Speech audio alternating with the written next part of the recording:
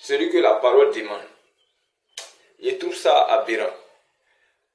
Mais si vous pouvez me redresser avec la parole, cela me fera plaisir. Mais la brochure que vous avez soulevée là, ce que vous avez défendu hier contre les branhamistes, c'est cette même bêtise là ici en train de voir, vous êtes en train de répéter. Alors si vous voulez me redresser, c'est mieux que vous preniez la parole. C'est là que ce dernier là m'a mis dehors. Bon, comme il m'a mis dehors, j'ai pris mes clics et claques, effectivement je suis sorti. Et je suis resté une longue période d'observation, priant Dieu. Priant Dieu.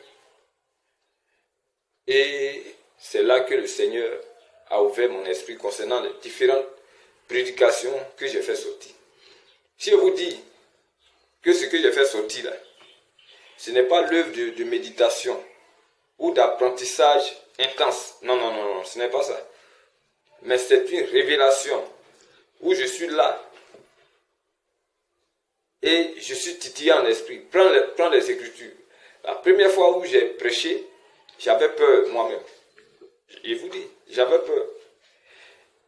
Et c'est l'esprit même qui me pousse jusqu'au bureau. Prends, ouvre la Bible, j'ouvre. Il prend je commence par la Sainte Seine.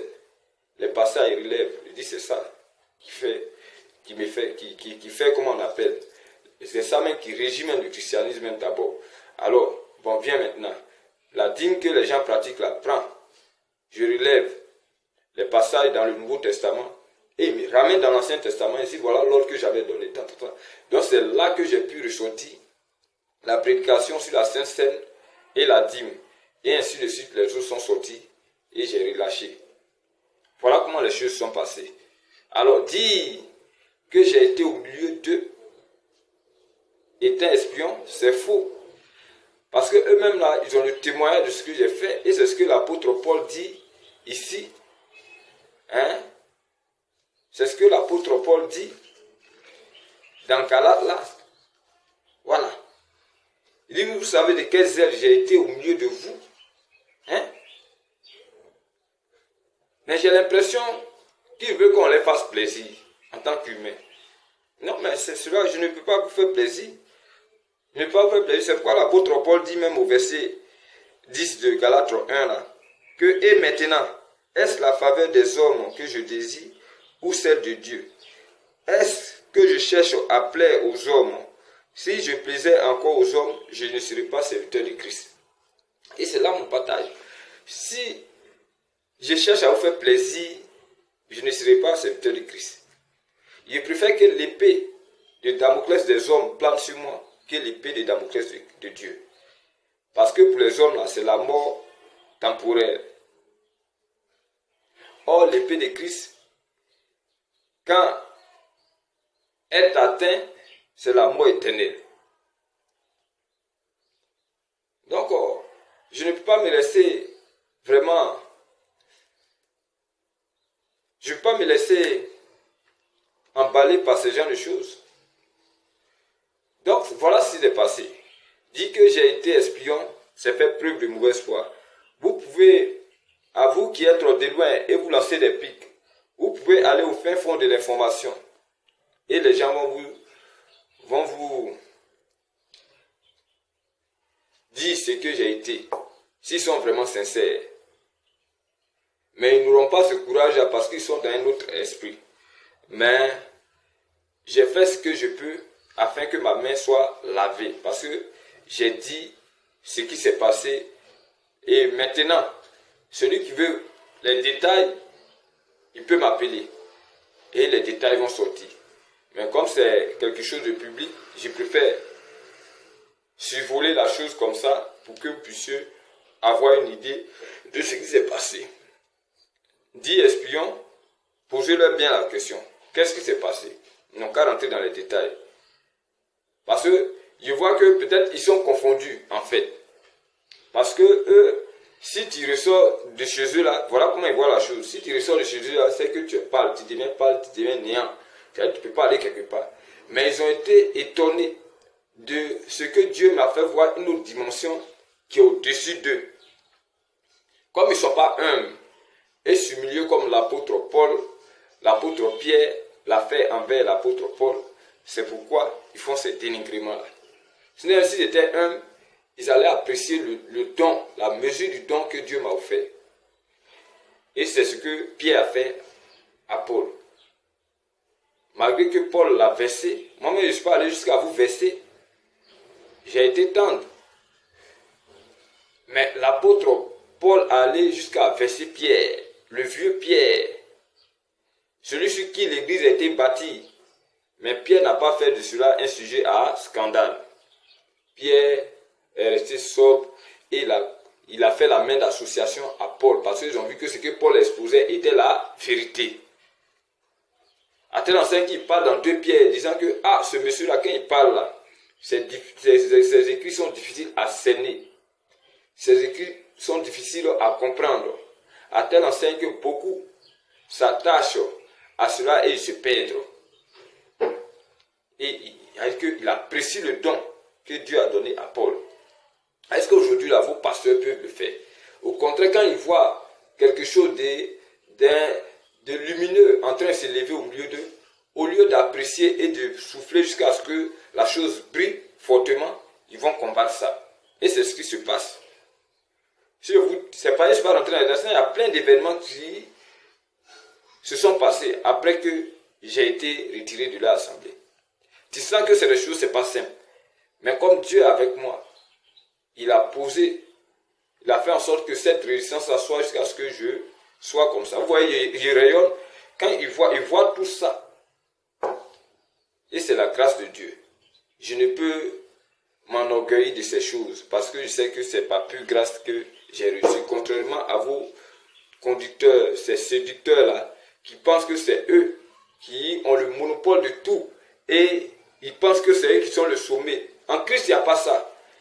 C'est pourquoi il fait sortir ces prédications précédemment là. En Christ, il n'y a pas ça. Dans la nouvelle alliance, il peut y avoir beaucoup de maîtres. Mais dans l'ancienne alliance, c'était une seule tête. Et cette tête-là, quel manteau, qu'elle ne ment pas, vous devez suivre ça. Et c'est ce qui est arrivé dans le cas de Moïse. Comme Dieu parlait bouche à bouche avec lui, Moïse a violé la prescription du Seigneur. Et ce que Marie et Aaron reprochaient à Moïse, ce n'est pas qu'il mentait, c'était vrai. Mais actuellement, le temps n'était pas encore arrivé jusqu'à ce que l'Esprit puisse vraiment se propager et permettre qu'il y ait plusieurs maîtres. En ce moment-là, le moment n'était pas encore arrivé. Alors, ils voulaient contester. C'est pourquoi Dieu les a frappés. Et Dieu leur a dit, vous ne savez pas qu'il parle du bouche à bouche.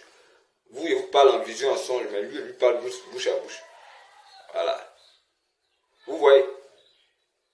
Mais dans la nouvelle alliance, si on voulait suivre ça, Paul ne pouvait pas parler devant Pierre. Mais c'est comme le contraire s'est produit. Pierre, ce qu'il a dit que je bâtirai mon église, a usé d'une ruse. Et Paul l'a repris. Et Pierre a reconnu. Pourquoi Dieu n'a pas parlé? Parce que les choses ont changé. Or, eux vous maintiennent dans l'esclavage, dans les choses de l'ancien temps. Ils vous maintiennent dedans. Donc, ayez le courage de leur dire, quand ils veulent, vous voyez une faille quelque part, par exemple, ils disent que la dîme est d'actualité. Tu dis, pasteur, vraiment, tu as dit la dîme est d'actualité, mais quand je regarde les Écritures là, voilà ce qui s'est passé. Regarde dans le Nouveau Testament là, on voit qu'aucun apôtre n'a pris la dîme. Mais quand tu regardes dans l'Ancien Testament, effectivement, c'est les Lévites là qui prenaient la dîme. Or, le Seigneur a banni le culte lévitique et il a fait place au culte de Melchisédek, qui n'est rien d'autre que le Seigneur Jésus-Christ lui-même. En l'occurrence, Judas a pris les rênes du royaume.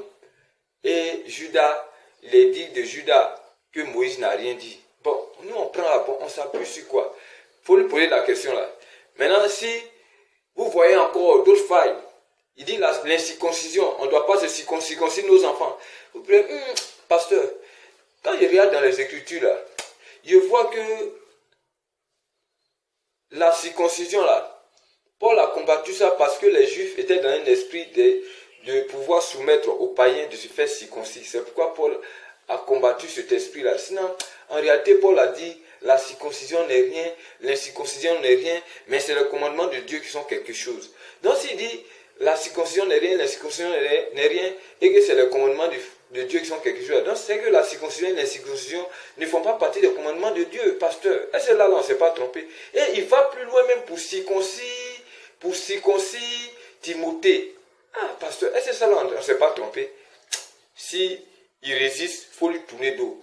Si encore, tu lui dis, pasteur, le voile de la femme là, de toute façon on dit ses cheveux là, quand il regarde les écrits là, parce qu'il y a eu la version Semeur, il y a eu la version Darby, il y a eu la version courante qui disent la même chose. Mais la version Louis II là, par rapport aux ponctuations, elle ne dit pas la même chose avec les trois autres là. Mais quand je regarde là, c'est vrai, l'Écriture a dit, nous reconnaîtrons la vérité par le témoignage de 2 ou 3 personnes. Mais là, il y a une exception sur la règle. Parce que quand je regarde, les développements, les mêmes ont fait les mêmes développements.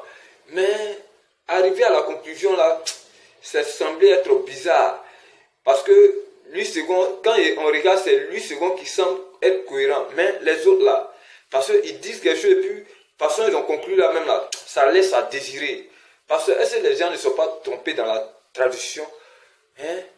Est-ce qu'ils ne sont pas trompés? Et puis la preuve même, quand on va dans Genèse 24, à partir du verset 63, la Bible dit, quand Rebecca a vu Isaac, lorsqu'elle était avec l'esclave d'Isaac là, quand Rebecca a demandé à l'esclave, mais qui vient devant nous à notre rencontre, et comment on appelle?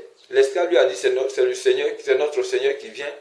Et la Bible dit, elle prit son voile et elle mit. Bon, le voile là-haut, si ces cheveux là, est-ce que ces cheveux là, elle peut prendre et puis elle va mettre?